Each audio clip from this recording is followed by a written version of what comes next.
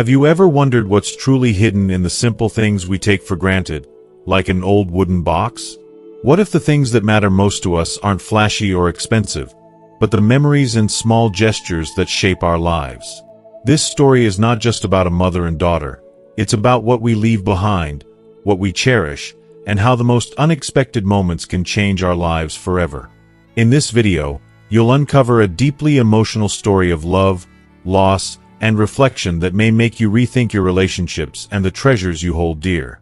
From the unspoken moments between generations to the forgotten pieces of our past, you'll see why the smallest things, like a knitted scarf or a child's notebook, can carry more meaning than we ever imagined.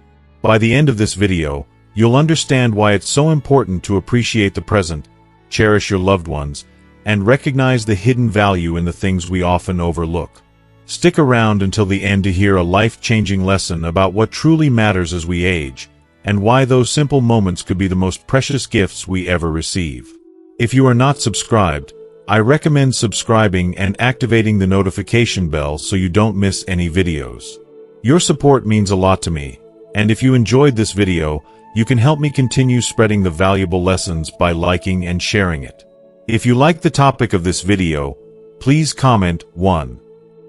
If you don't, please comment 0 to let me know how I can improve and make better videos for you. Now, let's begin. At the age of 73, I find myself reflecting on a life that, at one point, seemed full of promise and love, yet now feels lonely and filled with shadows. I have been a widow for 13 years, and those years without my husband have stretched on like an endless winter. Before he passed away, we were happy, truly happy. We raised 2 wonderful sons and a daughter, all of whom are now well established in their own lives, living and working in the city. We were a family, bound by love and laughter. But as time often does, it stole that happiness. 5 years after retiring, my husband, the love of my life, was taken from me in a car accident. Since that day, I've lived alone in our cold home, surrounded by the echo of memories.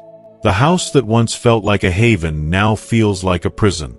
At first, I convinced myself that I was doing all right, that I was strong enough to carry on. I was in good health, I thought. With my pension, I could take care of myself. But, looking back now, I realize that health and money are just fragments of what truly matters in life. You can be surrounded by material wealth, but if you're alone, with no one to share it with, what's the point? When my husband passed, the person responsible for the accident gave me 300 million VND, and my husband's savings amounted to another 200 million VND. It was a substantial amount, yes, but deep inside, I felt a hollowness that money could never fill. What good is money when you're faced with the vast emptiness of an empty house, when your heart aches for the one person who used to hold it all together? And yet, my children, those I had nurtured and loved all their lives, continued to tell me that I should use my money for myself, travel, eat well, and enjoy my life. But it felt wrong. As if they were pushing me to live a life that didn't belong to me, a life that didn't feel real or fulfilling. I understand now why Mrs. Lawn felt the way she did, her worries resonating with me. Many elderly people told her, "You're lucky, you have money, but you don't know how to use it." They urged her to indulge in luxuries, to spend freely, but none of that ever seemed to fill the void. It was when she realized that her children were more concerned with her money than her well-being that the truth hit her. My experience was no different. I had always believed I should support my children, always thought that they needed me, but over time, I saw their true faces. They were selfish, seeking my support when they could give nothing in return. After my husband's death, I tried to find comfort wherever I could. My children suggested a plan, a compromise of sorts. I would stay with each of my sons for 5 months, then spend 2 months at my daughter's house. At first, it seemed like a reasonable arrangement. Living with each of them would break the monotony, give me a change of scenery, perhaps even a sense of closeness. But, after living with them, I quickly realized that the reality was far different from the fantasy I had envisioned. The arrangement that was supposed to ease my old age only made me feel like a guest in my own family. Living with my sons and their wives was not the comfort I had imagined. At my older son's house, I was treated as a burden, my presence a cause for complaint. His wife constantly handed me chores, and even though my son initially gave me 5 million VND each month for household expenses, things soon changed. He began to resent the money I received from my pension, questioning why I wasn't contributing more. Eventually, he reduced the money and then stopped altogether. It was as if I was no longer his mother, but just another guest, expected to fend for myself. When I moved in with my younger son, the situation was even worse. He asked for 200 million VND to invest in a project, a sum I simply didn't have. Yet he persisted, pushing me to sell our home. He said it was just a property, not worth keeping. After all, it sat empty most of the time while we rotated between homes. But that house, my home, was the one thing my late husband and I had worked our whole lives to acquire. It was more than a building. It was a symbol of our dreams, of the love we shared. To sell it would have been like selling a piece of my soul. I refused, of course, but my younger son didn't take kindly to my decision. He was relentless, even involving my older son and daughter-in-law in the pressure to sell. In the end, I had to give each of them 50 million VND just to keep the peace. I lied, saying that I only had 200 million left, hoping that would stop their demands. For a while, it worked. But deep down, I knew the peace was only temporary, a thin veneer covering the cracks beneath. Then, 3 years ago, I had a fall that led to a stroke. The reality of aging hit me hard. My body betrayed me. I became dependent on others for care, unable to do the simplest tasks for myself. And with this loss of independence, I saw my children's true colors. The caring, loving children I once knew seemed to vanish. They looked at me not as a mother in need of support, but as an inconvenience. My daughters-in-law grew more impatient and more resentful, as if taking care of me was a burden rather than a responsibility. They spoke of it as if they were servants, not family.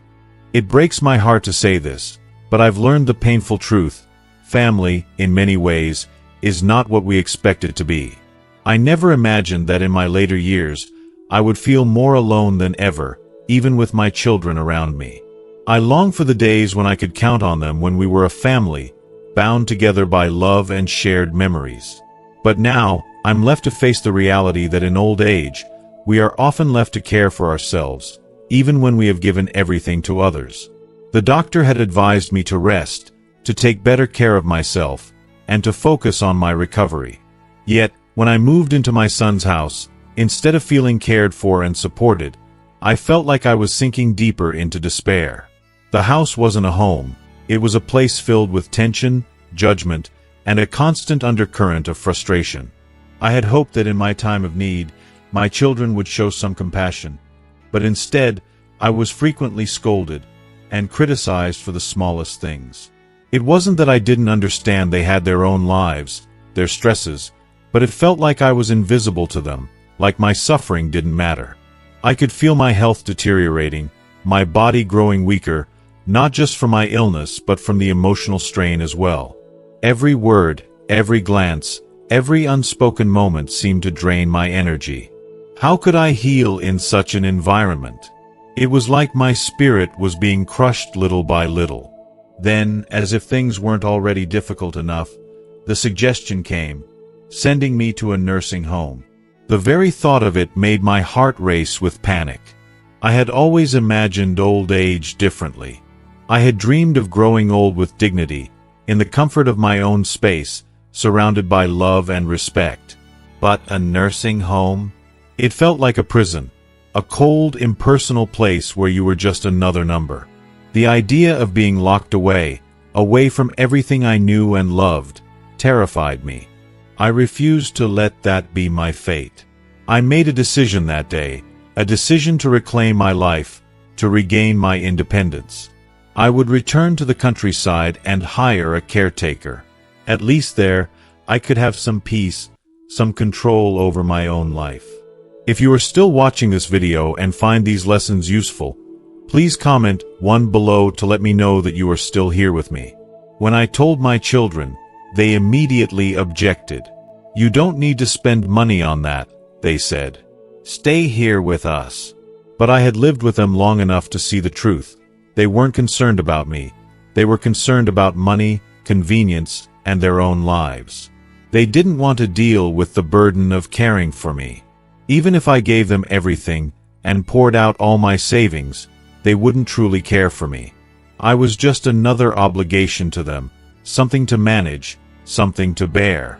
And the reality was hard to swallow. They didn't see me as their mother anymore. I had spent years taking care of them, doing everything I could to support their families, providing for them, making sure they never wanted for anything. But in return, what did I get? A roof over my head? Yes, but only if I followed their rules and lived by their conditions. I had to pay for everything: groceries, utilities, even little things like treats for the grandkids. I did it all, expecting some care in return, but instead, I was treated more like a servant than a mother.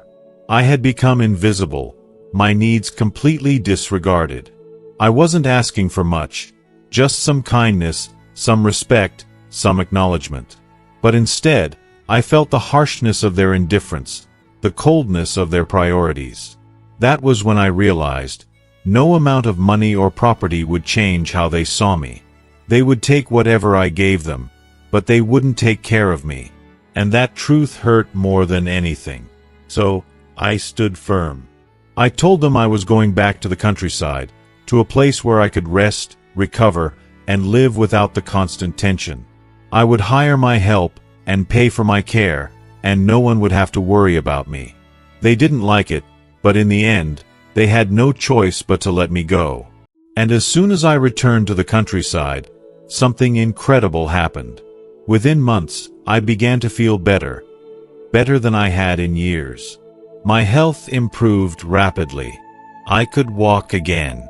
My joints became more flexible, and my energy returned. I could do the simple tasks around the house that I had thought I'd never be able to do again. But it wasn't just my physical health that improved, it was my mental and emotional well-being as well. I was no longer living in an environment that drained me. I was surrounded by quiet, peaceful days, by the beauty of the countryside. I had the space to breathe, to think, to heal. The more I reflected on the past, the more I realized how right I had been not to sell the house, not to hand over everything to them. I had made the right decision, even if it meant sacrificing my relationship with them. If I had given them the house and all my savings, I would have been left with nothing, not just materially, but emotionally. I would still be dependent on them, still living in their world, where I was just a shadow of a mother. I would be the one begging for attention, begging for care. Instead, I had made myself strong again. I had found my voice, my autonomy. And most importantly, I had rediscovered my sense of self-worth. After that illness, I saw the truth more clearly than ever. When you grow old, there are 5 things you must protect above all else: your independence, your dignity, your financial security, your peace of mind, and your self-respect. Without these, you are at the mercy of others, subject to their whims, their moods, their priorities. But when you have them, you have the power to stand tall, to live with pride, to live on your terms. One of the hardest decisions I ever made was the day I transferred the house to my children. I thought long and hard about it. I knew it was a big step, a final decision. Some of my friends and relatives warned me against it and told me I should just make a will and leave it at that. But I felt that if I didn't do it now, I would never do it. I didn't want to wait until I was too old to think clearly. I wanted to give the house to my eldest son while I still had the strength to explain my decision.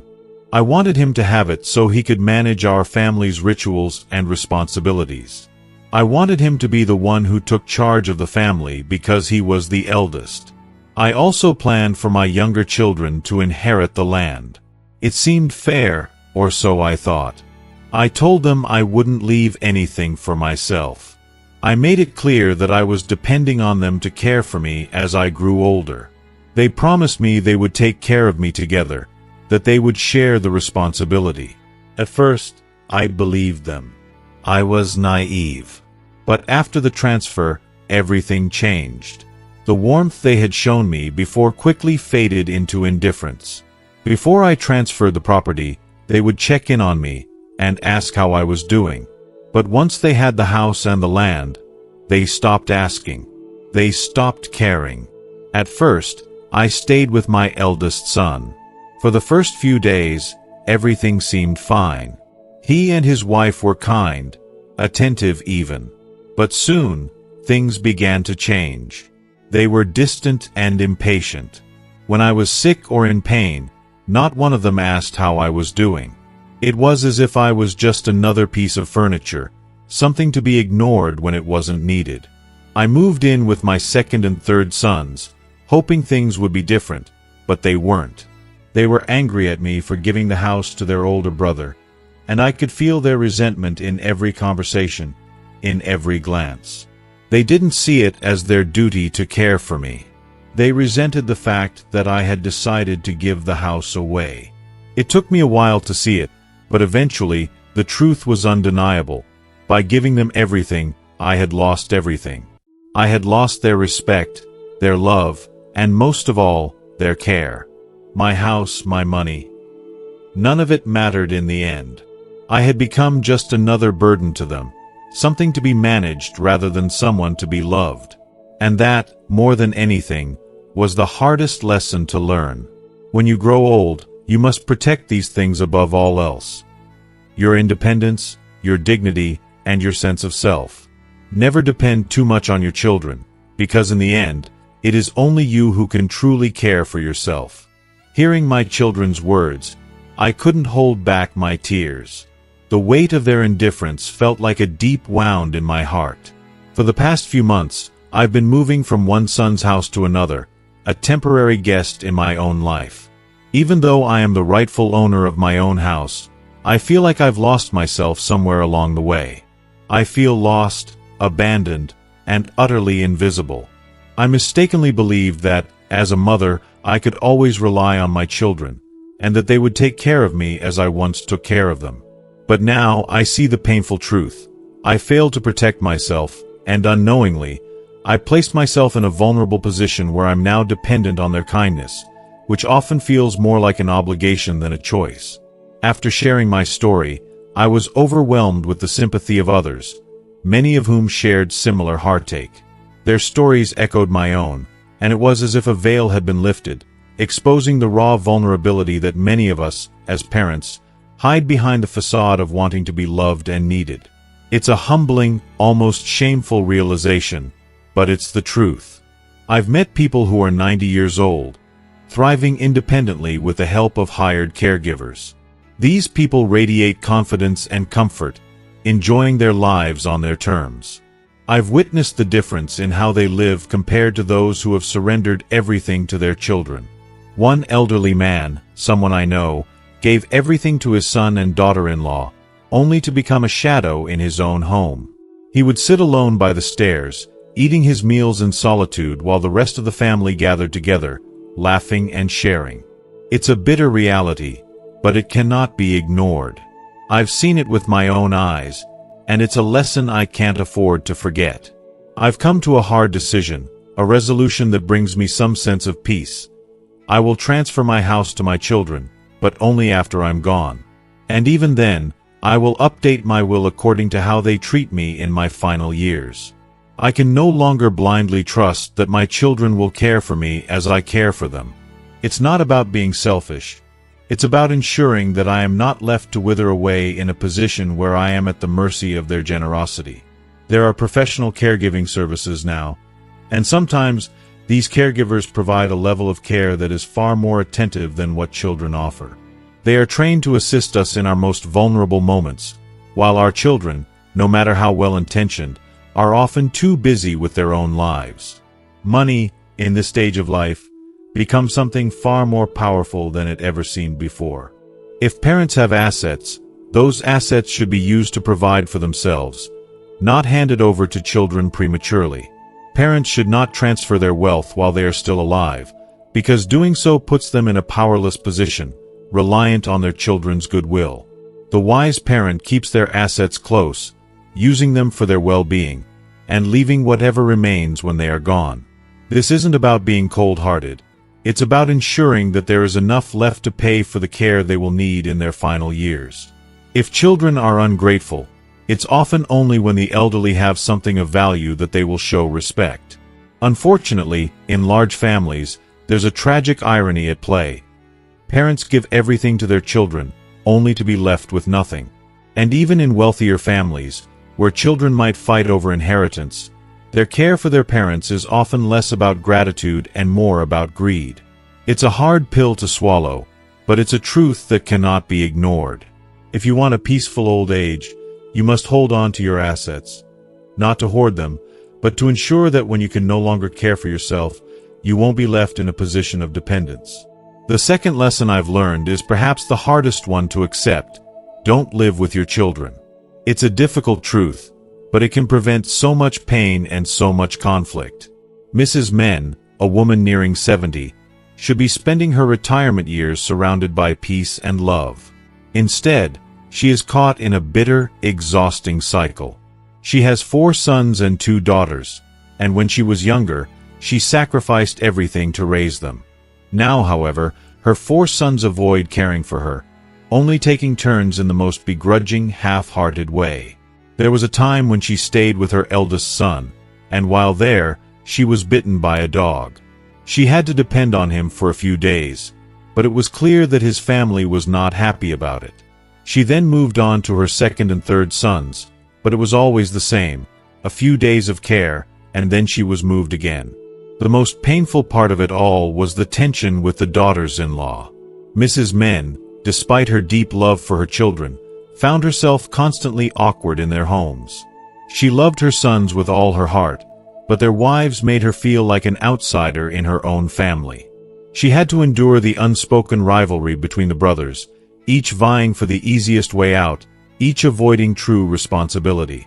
And when she fell ill, it was as though she had to manage it on her own. Her daughters loved her and wanted to care for her, but the sons refused to allow it. They didn't want to be judged by the neighbors for taking on too much. It was more important to them to protect their reputations than to care for their mother. By the time Mrs. Men reached 70, she realized that living with any of her children was no longer a viable option. But the thought of moving into a nursing home was just as difficult. The shame she feared it would bring her children was a heavy burden. But as I reflect on her story, I wonder, what is the cost of this silence, this reluctance to face the truth? Sometimes, the greatest shame comes not from seeking care, but from continuing to live in a situation where you are not truly wanted or cared for. It's heartbreaking, but it's a truth that needs to be told. Our children may love us, but they are not always equipped or willing to care for us in the ways we need. And that's okay. The key is to find peace within ourselves, to plan, and to protect our dignity, so that when the time comes, we can live the final chapters of our lives with the grace and independence we deserve. The root of the problem lay in her deep desire to maintain her dignity, a fundamental need that resonated within her as she approached the later years of life. Yet, this very desire became her greatest source of hesitation. She could not bear the thought of being a burden to her children, nor did she want to live under their roof, reliant upon their care and decisions. The truth is, after retirement, it is often ill-advised for the elderly to actively move in with their children. While the intention may be rooted in a desire to lighten the load for their children, to offer a helping hand in the hustle of daily life, it frequently leads to unforeseen consequences that nobody anticipates. The genuine desire to support one's family can sometimes blind us to the inevitable strains such closeness brings. The distance between generations, when carefully maintained, can help nurture mutual respect, fostering harmony. But when 2 generations live under the same roof, subtle differences in lifestyle, values, and even the small habits of daily life begin to clash, creating an environment ripe for tension and conflict. Over time, the emotional strain of these disagreements can poison relationships, making communication difficult and the expression of affection even harder. For a peaceful old age, one needs to acknowledge the importance of balance and boundaries. It's essential not to interfere too much in the lives of our children. While the idea of helping them with daily tasks may seem noble, it can often result in unintended consequences that undermine the very peace we wish for. The presence of a parent in the home, while well-meaning, can sometimes feel more like an obligation than a joy, even if the children would never say it out loud. If you are still watching this video and find these lessons useful, please comment 2 below to let me know that you are still here with me. A subtle boundary, knowing when to step back, when to give space, ensures that the relationship remains one of love, not of duty. Retirees must recognize that living with their children does not guarantee an easy, harmonious life. Far from it, the constant closeness may breed resentment, frustration, and complaints. It is not uncommon for parents to overstay their welcome, even when they feel they are contributing to the household. But, to preserve both one's dignity and family harmony, it's better to visit occasionally, offering help only when necessary, and always prioritizing one's own needs. Equally important is the need to avoid overexerting oneself after retirement. Many elderly people continue to work well past their prime, not because they have to, but because they feel a deep, almost self-sacrificial duty to support their children, to ensure they have enough, to pay off lingering debts, or to remain relevant in the busy world they once knew. However, this drive to continue working and taking on chores after retirement often results in exhaustion and emotional depletion. Some elderly individuals even go so far as to take care of their children's families, doing laundry, cooking meals, and acting as caregivers to grandchildren. What was meant to lighten the load only adds weight to their own lives, turning their so-called golden years into yet another extension of years of toil. In the later years of life, retirement should be about freedom. Freedom to rest, freedom to nurture one's health, and freedom to enjoy the fruits of a lifetime's work. The focus must shift from supporting others to supporting oneself. Retirement is not the time to continue working in vain to support children who have long since grown. It's not about doing household chores endlessly or helping to raise grandchildren. The most important thing at this stage is to take care of your own body. Health is everything. Once you lose it, nothing else matters. No amount of money, no possessions, and no external validation can replace the vitality that aging gradually takes away. If we drain ourselves in the service of others, we not only risk our well-being, but we may also become an emotional and physical burden to the very people we sought to help. Instead of engaging in tasks that make the body thin, older individuals should focus on maintaining their physical health through exercise, proper nutrition, and rest. Health is the only true wealth, and once it is lost, no wealth can restore it. Our bodies may weaken with age, but that does not mean happiness must follow suit.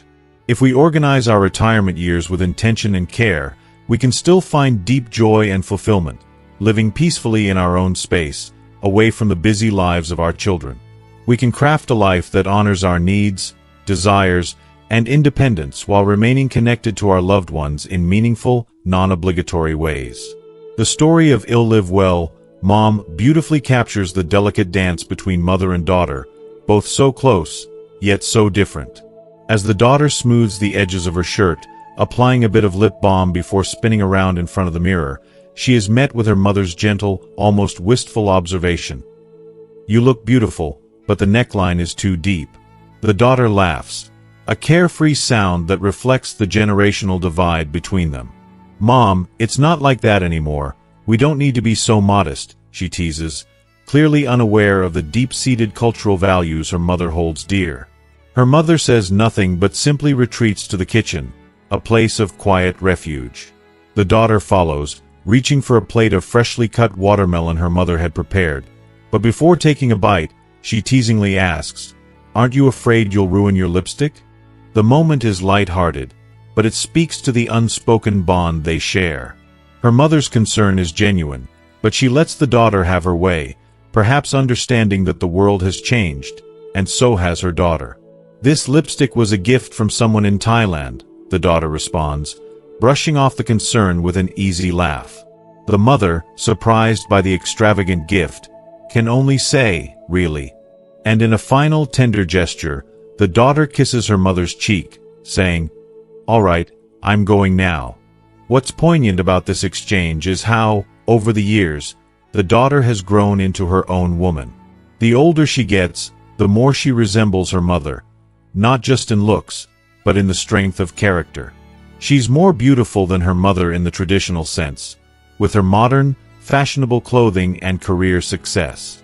She enjoys the fruits of her labor, able to shop and indulge in luxuries her mother never had. Yet, despite her material abundance, she still finds time to show her mother love, buying clothes and fabric to ease her life. But in her mother's modest world, these gifts go largely unappreciated. The new clothes often sit untouched in the closet, as her mother's days grow quieter, filled with fewer occasions to go out. Instead of indulging in the gifts her daughter buys, she takes the fabric to the corner seamstress to save a few pennies. The mother, ever frugal, doesn't understand the value of luxury. She simply wants what's comfortable, what's necessary, and what keeps her at peace. In the end, the greatest gift we can offer our parents and ourselves is the recognition that we must live our own lives with our dignity intact, while allowing those we love the space to do the same. As her daughter rides her bike away from the house, the soft scent of her perfume lingers in the air, blending with the sound of her clothes fluttering in the wind. With a light-hearted wave, the mother calls out after her, "Will you be home for dinner tonight?" The daughter pauses for a moment, her hesitation a sharp pang in the mother's heart before she responds, "I'm not sure, Mom. I'll call later." There's a fleeting exchange of words, but when the daughter prepares to leave, the mother's voice trembles with tenderness. "I'll save your portion of food." The daughter's face momentarily flickers with impatience, and she responds, "Don't bother, Mom. I've already eaten.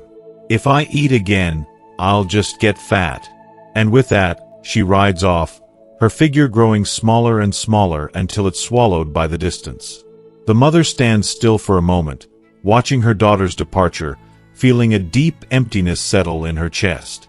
She's used to this now, this growing space between them. It's always just been the two of them in the house after everyone else leaves.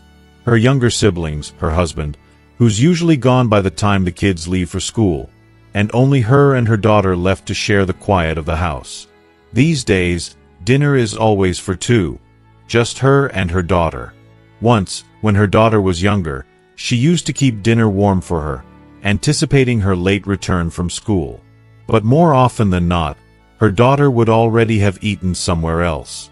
Sometimes, she would eat so quickly it was like it was just another task to check off, and then rush off again, leaving her mother to eat alone. But she didn't mind, or at least, she told herself she didn't. The real ache was in the silence of the house after her daughter had gone, as she sat alone at the table, her thoughts wandering to the days when Sundays were something to look forward to.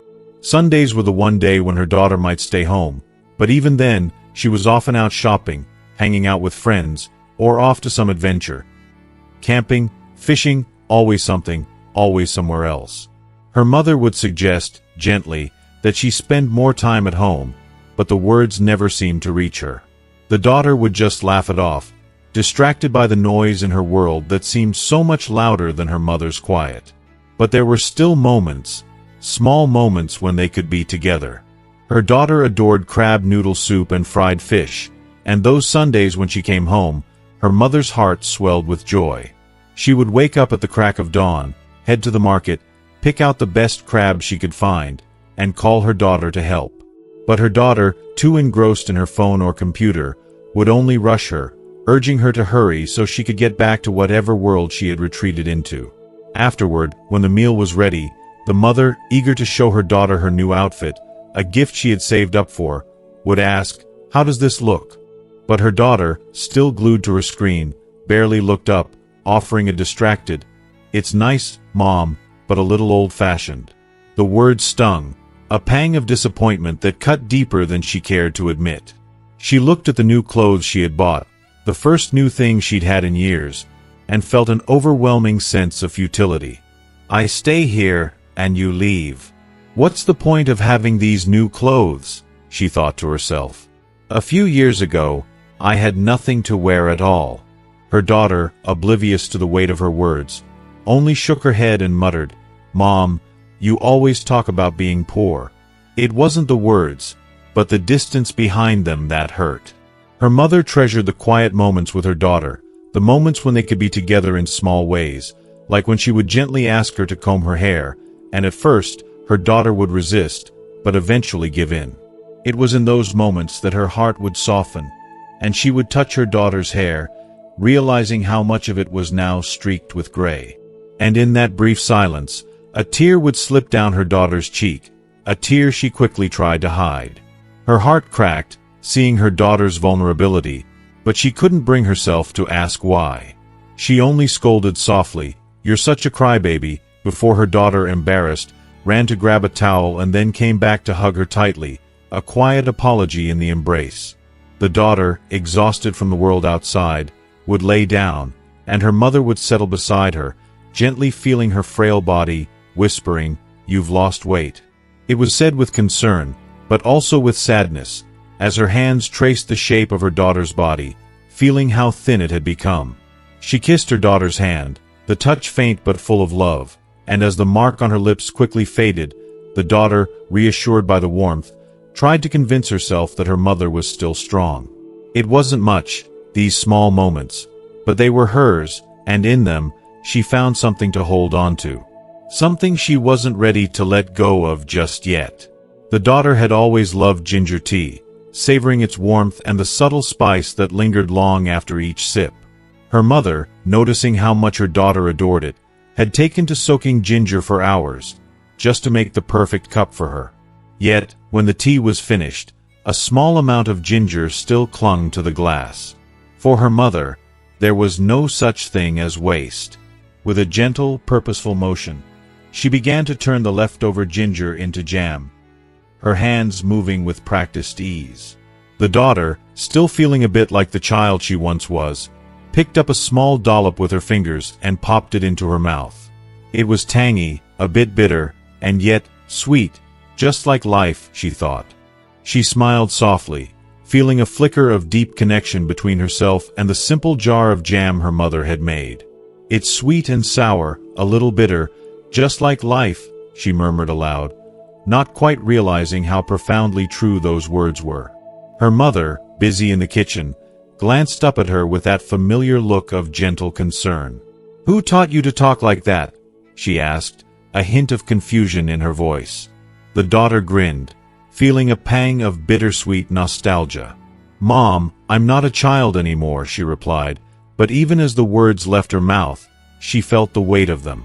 Was she truly not a child anymore? Or was she still, in some quiet, unspoken way, her mother's little girl?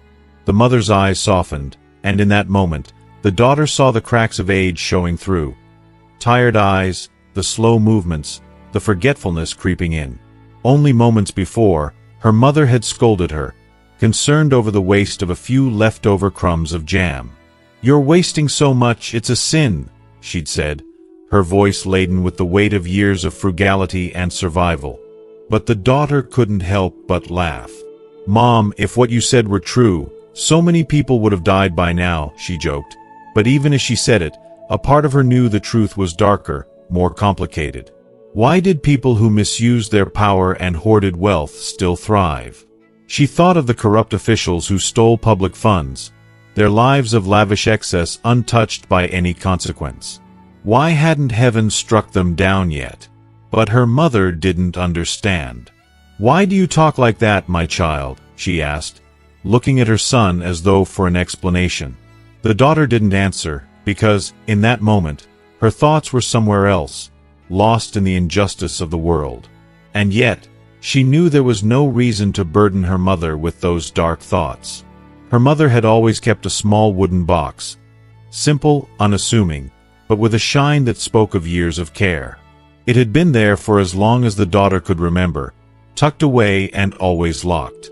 The daughter, in her younger years, had often been curious, sneaking glances at it.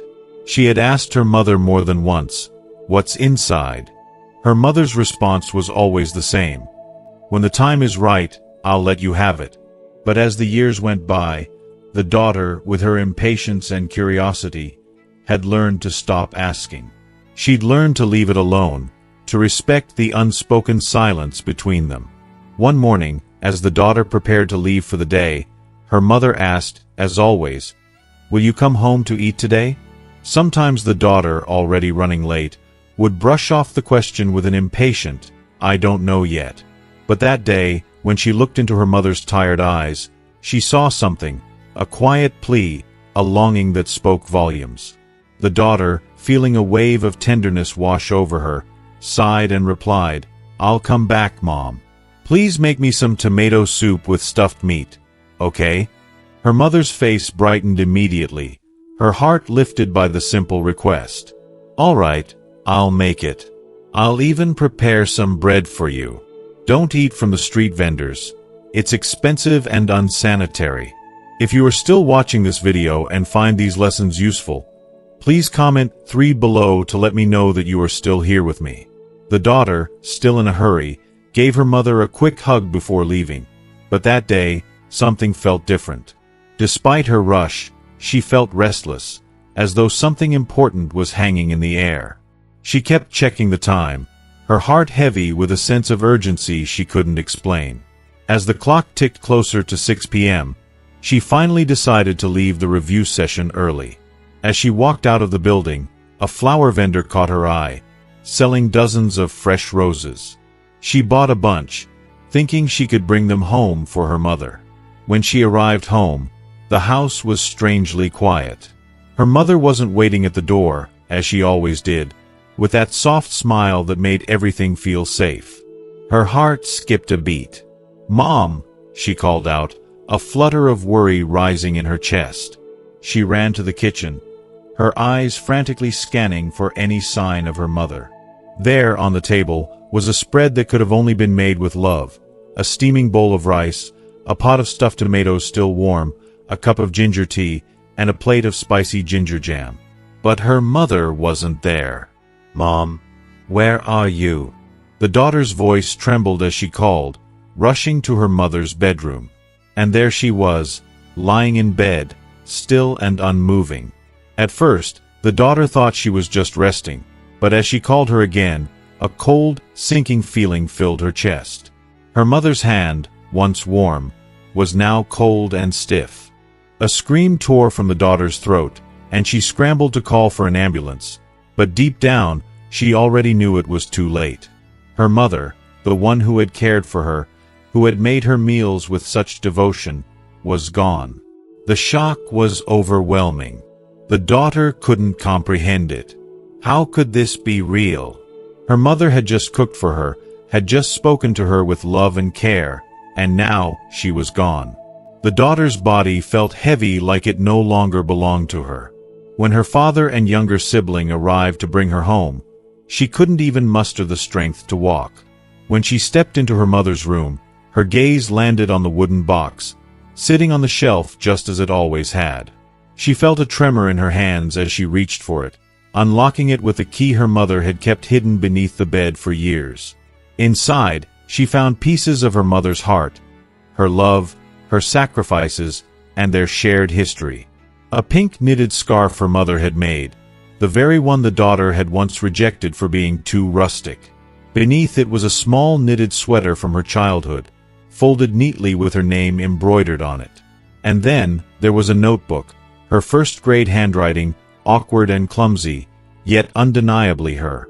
The final item was a small gold necklace, along with a handwritten note: "This is your dowry." The daughter's heart broke as she realized the significance of the box. It wasn't just a collection of objects, it was the embodiment of her mother's love, her sacrifices, and the hope she had for her daughter. The daughter had never understood this until now, never truly appreciated it until she was faced with the heartbreaking reality of her mother's absence. Tears filled her eyes as she whispered, "I will live well, I promise, Mom." And with that, she understood the weight of the words she had once taken for granted. Life, sweet and sour, a little bitter, just like the jam. And now, she would carry her mother's love and memory with her, living the life her mother had dreamed for her. As we reflect on this beautiful and emotional story, we are reminded of the simple yet profound lessons that life teaches us. How often we overlook the precious moments we share with our loved ones, the quiet sacrifices they make for us, and the deep wisdom hidden in the simplest of things. The daughter's realization about her mother's love, the value of memories, and the importance of living with intention resonates deeply, especially as we grow older and learn to appreciate what truly matters. So, what have you learned from this story? What lesson can you carry forward and put into practice in your own life? I'd love to hear your thoughts. Please share in the comments below. Whether it's about valuing the people around you, appreciating the little things, or living with purpose, every insight matters. If you enjoyed this video and found it meaningful, don't forget to leave your comment, like, share, and subscribe to our channel for more content like this. We truly appreciate your support as we continue to explore the beauty and challenges of life together. Thank you for watching, and I look forward to hearing from you.